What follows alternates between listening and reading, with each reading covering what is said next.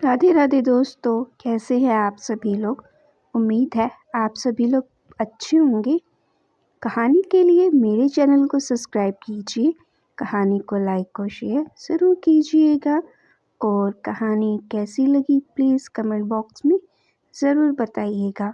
कहानी को लेकर कोई भी राय या सुझाव हो वो भी कमेंट बॉक्स में ज़रूर दीजिएगा। तो शुरू करते हैं हम आज की अपनी कहानी। बेटियों में सबसे लाडली थी तो सबसे छोटी कविता। कविता सांवली रंगत वाली व स्वभाव की तेज थी।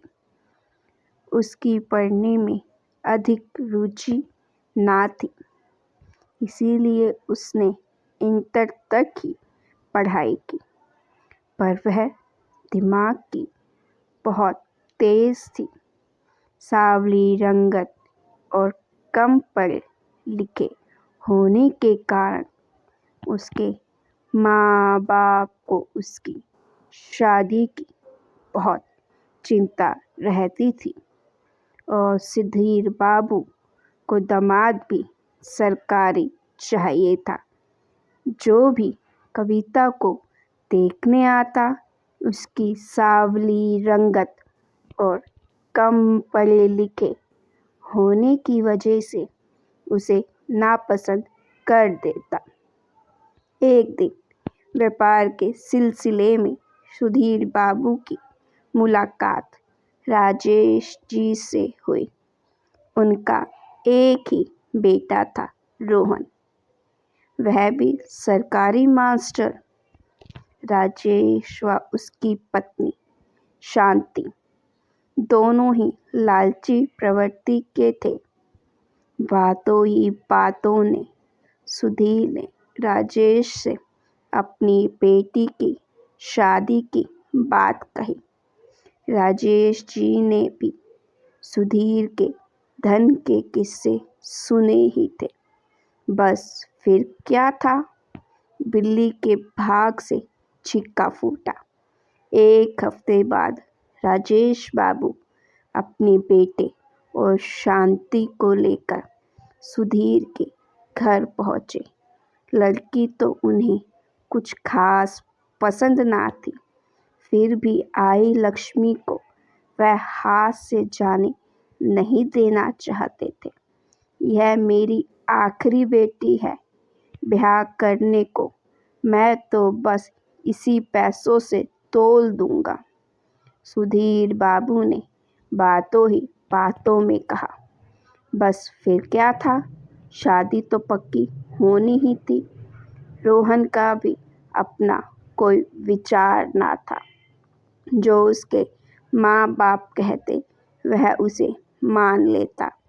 घर पहुँचते ही शांति देवी ने पंडित जी को मुहूर्त निकलवाने के लिए बुलाया और कुंडली भी मिलवाई।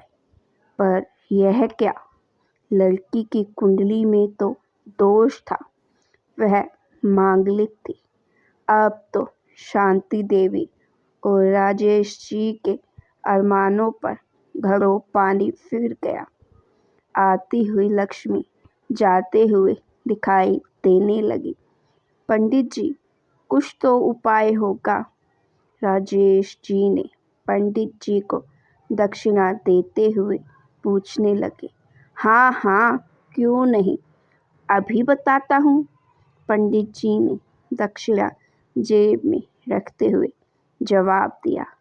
अगर लड़की का विवाह लड़के से पहले किसी कुत्ते से करा दिया जाए तो सारा दोष खत्म हो जाएगा।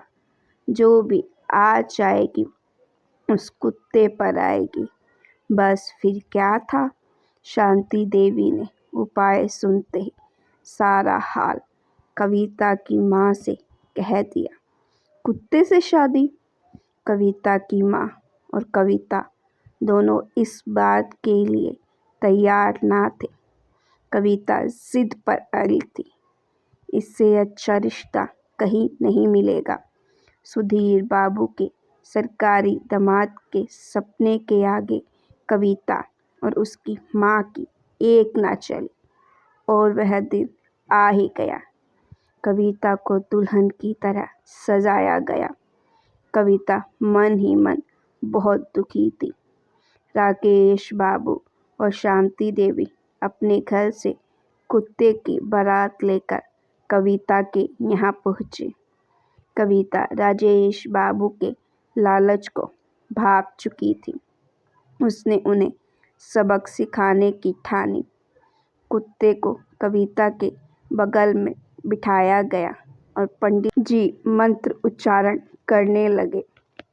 शांति देवी कुत्ते का हाथ पकड़ के सारे कर्मकांड करवा रही थी। विवाह संपन्न हुआ। खड़े होकर बड़ों का आशीर्वाद ले ले। जैसे ही पंडित जी ने यह कहा, कविता उठ खड़ी हुई। तपाक से बोले, अब मेरा पति यही कुत्ता है। अब मैं किसी और से विवाह नहीं कर सकती।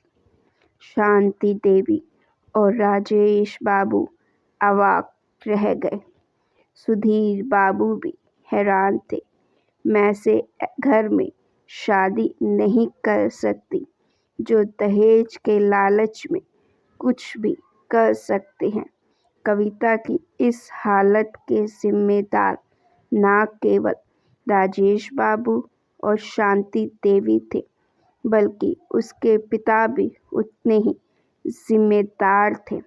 अंधविश्वास और सरकारी दामाद की इच्छा आज भी हमारे समाज में व्याप्त है, जिसकी वजह से कविता जैसी ना जाने कितनी बेटियों को अपमानित होना पड़ता है। तो गाइस, आपको ये स्टोरी कैसी लगी? अगर स्टोरी पसंद आई है तो लाइक ज़रूर कीजिएगा और अपनी राय भी ज़रूर दीजिएगा।